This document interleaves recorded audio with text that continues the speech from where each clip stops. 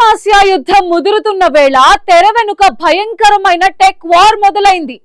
శాంతి మంత్రం జపిస్తున్నట్టు నటిస్తున్న చైనా అగ్రరాజ్యం అమెరికా వెన్నులో పొడిచేందుకు సరికొత్త వ్యూహాన్ని అమలు చేస్తోంది. అమెరికాకు చెందిన యుద్ధ విమానాలు ఎప్పుడు ఎగురుతున్నాయి, విమానవాహక నౌకలు ఎటు కదులుతున్నాయి, సైనిక స్థావరాల్లో ఆయుధ నిల్వలు ఎక్కడ ఉన్నాయి, ఈ సమాచారాన్నంతటినీ చైనా తన కృత్రిమ మేధ సాయంతో పసిగట్టి గుట్టు చప్పుడు కాకుండా ఇరాన్ సైన్యానికి చేరవేస్తోందన్న నివేదికలు ఇప్పుడు సంచలనం సృష్టిస్తున్నాయి. ఒకప్పుడు కేవలం ప్రభుత్వాలకే పరిమితమైన నిఘా వ్యవస్థని చైనా తన ప్రైవేట్ కంపెనీల ద్వారా సామాన్య డేటాతోనే నడిపిస్తూ అమెరికా సైన్యాన్ని ఉక్కిరిబిక్కిరి చేస్తోంది.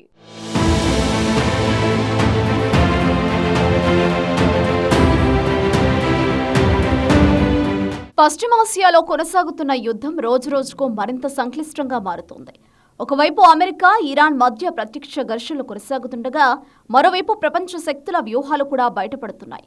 చైనా పాత్రపై వెలుగులోకొస్తున్న అంశాలు అంతర్జాతీయ రాజకీయాల్లో కొత్త చర్చకు దారితీస్తున్నాయి. బహిరంగంగా యుద్ధాన్ని ఆపాలని పిలుపునిస్తున్న చైనా మరోవైపు రహస్యంగా ఇరాన్కు సహకరిస్తోందనే నివేదికలు కలకలం రేపుతున్నాయి. ఈ సహాయం సంప్రదాయ సైనిక రూపంలో కాకుండా అత్యాధునిక సాంకేతికత రూపంలో ఉండడం మరింత ఆందోళన కలిగిస్తోంది. ప్రస్తుతం యుద్ధాలు కేవలం భూమిపై గానీ, గగనతలంలో గానీ జరుగుతున్నవి మాత్రమే కాదు, డేటా, సమాచారం, సాంకేతికతలపై కూడా జరుగుతున్నాయి. ఇదే సందర్భంలో చైనా టెక్ కంపెనీలు వినియోగిస్తున్న ఆర్టిఫిషియల్ ఇంటెలిజెన్స్ కీలక పాత్ర పోషిస్తోంది. ప్రపంచవ్యాప్తంగా అందుబాటులో ఉన్న ఓపెన్ సోర్స్ డేటాను సేకరించి దాన్ని విశ్లేషించి సైనిక సమాచారంగా మార్చే ప్రక్రియ ఇప్పుడు యుద్ధంలో భాగమైపోయింది. ఒకప్పుడు ప్రభుత్వాలకే పరిమితమైన నిఘా వ్యవస్థలు ఇప్పుడు ప్రైవేట్ కంపెనీల చేతుల్లోకి వెళ్లడం యుద్ధ స్వరూపాన్నే మార్చేసింది.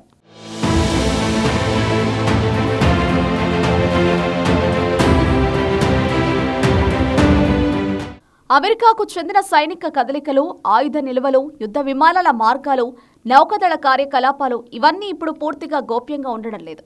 యుఎస్ సైన్యానికి సంబంధించిన అనేక వివరాలు, ఉపగ్రహ చిత్రాలు, ఫ్లైట్ ట్రాకింగ్ డేటా, సముద్ర రవాణా సమాచార రూపంలో బహిరంగంగానే అందుబాటులో ఉన్నాయి. ఈ డేటాను సమగ్రంగా విశ్లేషించగలిగితే ఒక దేశం సైనిక వ్యూహాలను అంచనా వేయడం చాలా సులభమవుతుంది.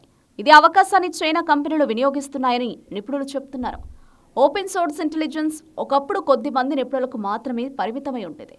కానీ ఇప్పుడు పరిస్థితి పూర్తిగా మారిపోయింది.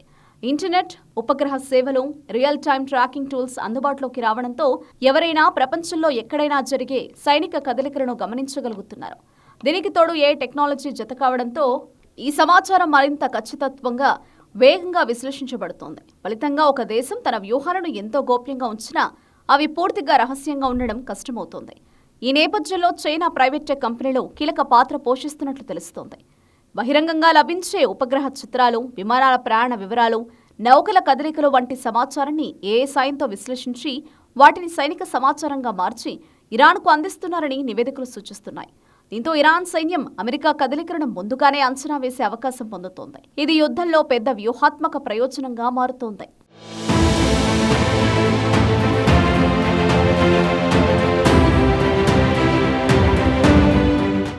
అయితే ఇది కేవలం ఒక దేశానికి సంబంధించిన సమస్య కాదని, ప్రపంచవ్యాప్తంగా భద్రతా వ్యవస్థలకు ఇదొక పెద్ద హెచ్చరిక లాంటిదని విశ్లేషకులు హెచ్చరిస్తున్నారు. ఒకప్పుడు అత్యంత రహస్యంగా ఉండే సైనిక సమాచారాన్ని ఇప్పుడు ప్రైవేట్ సంస్థలు సులభంగా విశ్లేషించగలుగుతున్నాయి. ఈ పరిణామం భవిష్యత్తులో యుద్ధాల స్వరూపాన్ని పూర్తిగా మార్చే అవకాశం ఉందంటున్నారు. దీంతో ఇప్పుడు అమెరికా అధికారులు కూడా అప్రమత్తమయ్యారు. తమ సైనిక కదలికలు ఎలా బయటకు వస్తున్నాయి, వాటిని ఎలా నియంత్రించాలి అనే అంశాలపై పరిశోధనలు ప్రారంభించినట్టు తెలుస్తోంది.